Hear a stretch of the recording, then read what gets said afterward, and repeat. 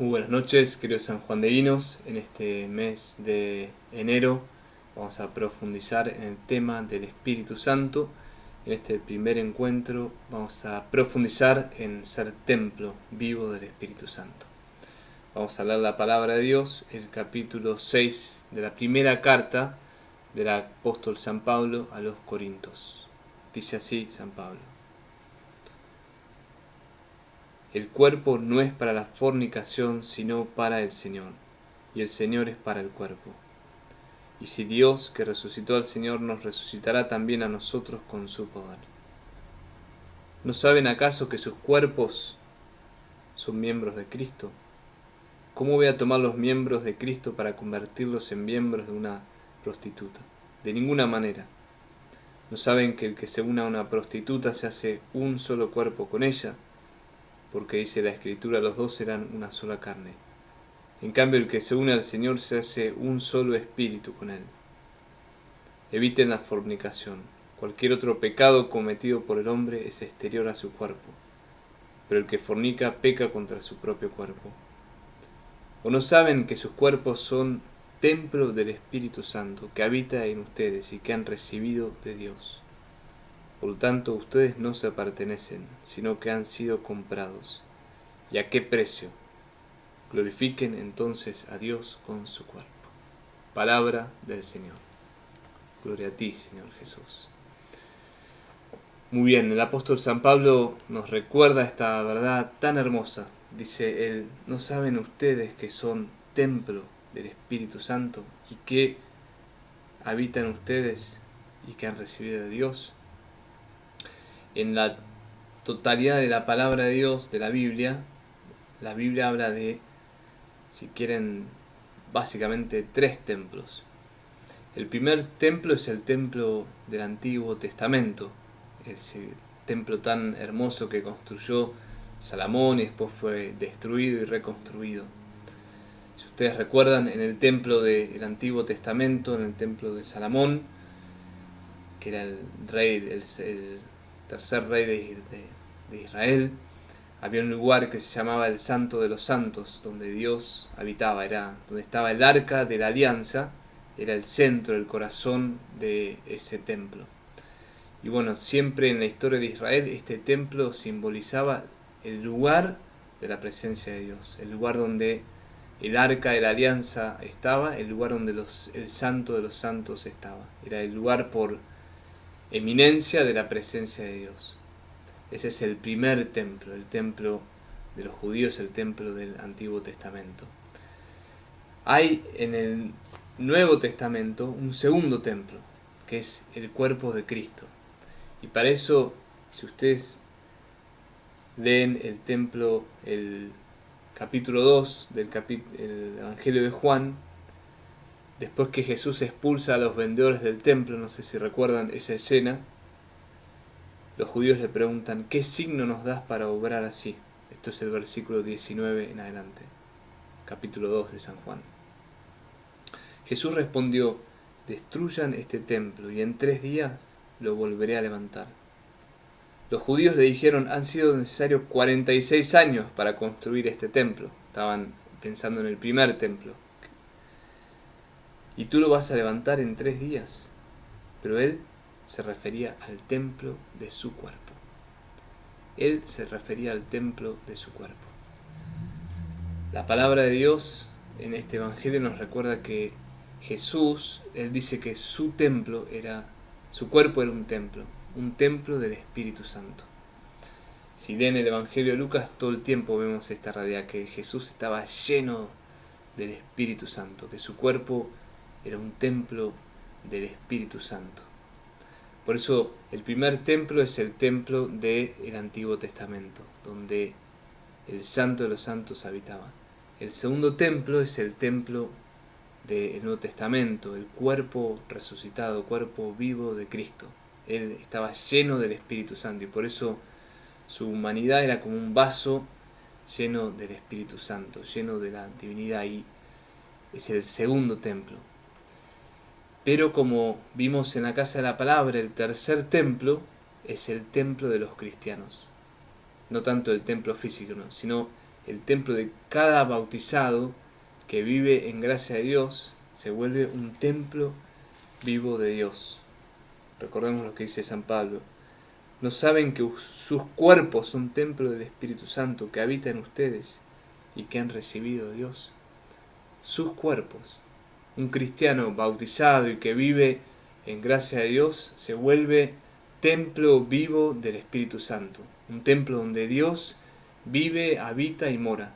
Del mismo modo en que Dios vive, habitaba y moraba en el primer templo, del mismo modo en que el Espíritu Santo moraba y vivía en el templo del cuerpo de Cristo, qué verdad tan hermosa que también en cada cristiano bautizado que vive en el estado de gracia, el Señor mora y vive. Se vuelve un templo vivo de Dios. Y piensa cualquier iglesia católica, cualquier templo que tú visitas. ¿Qué pasa en un templo? Pasan cosas santas. En un templo, en una iglesia católica, se celebra la misa, se celebran bautismos, está el Santísimo Sacramento de modo permanente, hay confesiones y muchas otras celebraciones santas. Dios está presente día y noche en el Santísimo Sacramento, en el sagrario donde está la vela encendida, y Dios está presente en las celebraciones, santificando, obrando. Y del mismo modo, dice la palabra de Dios, hay una presencia misteriosa en tu alma cuando vives en estado de gracia.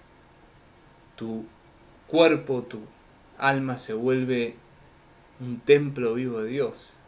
Es como que si hubiese un sagrario interior y el Espíritu Santo obrara día y noche como obra en cualquier templo de la Iglesia Católica. El Padre, el Hijo y el Espíritu Santo viven en nosotros.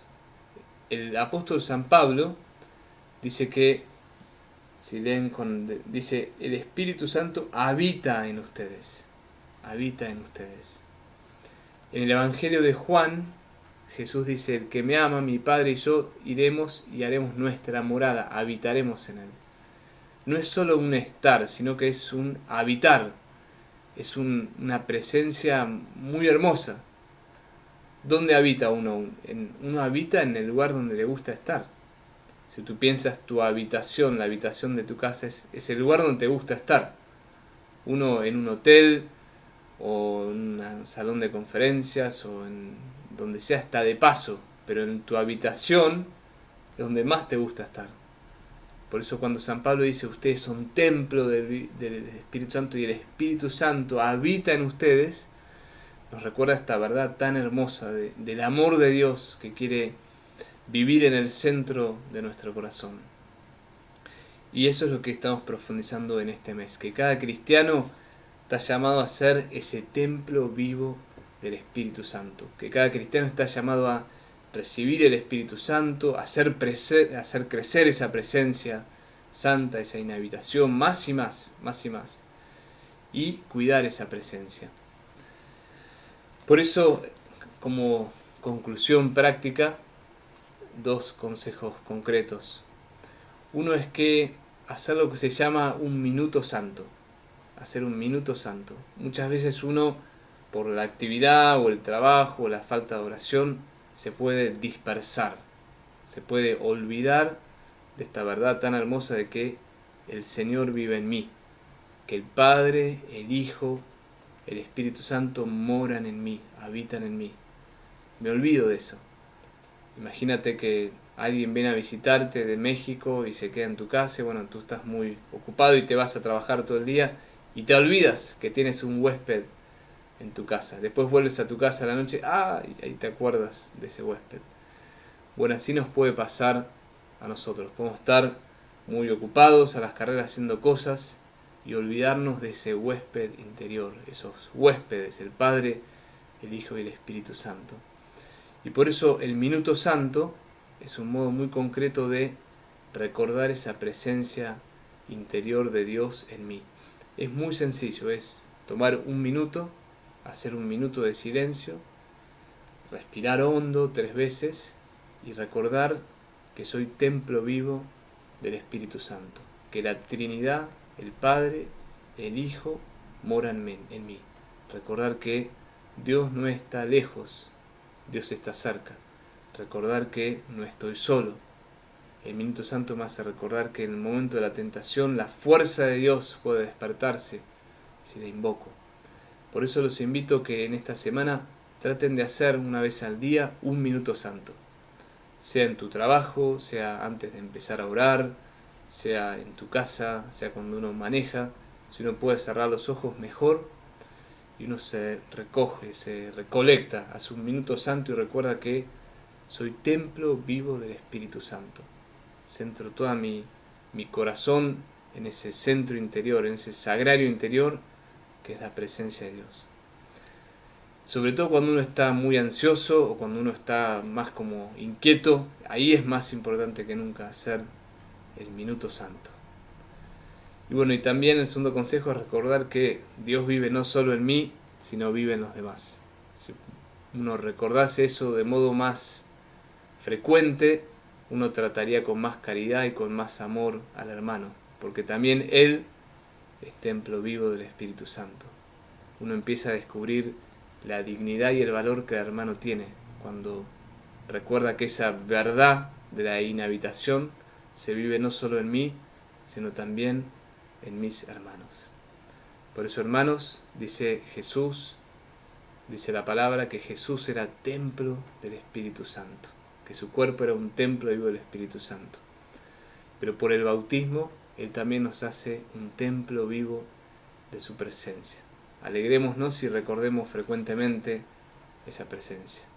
¿No saben ustedes que son templos del Espíritu Santo y que el Espíritu de Dios habita en ustedes? Glorifiquen a Dios con su cuerpo. Han sido comprados a un precio y a un gran precio. Glorifiquen a Dios en su cuerpo. Recuerda que el Espíritu de Cristo vive en ti. Amén. Bendiciones.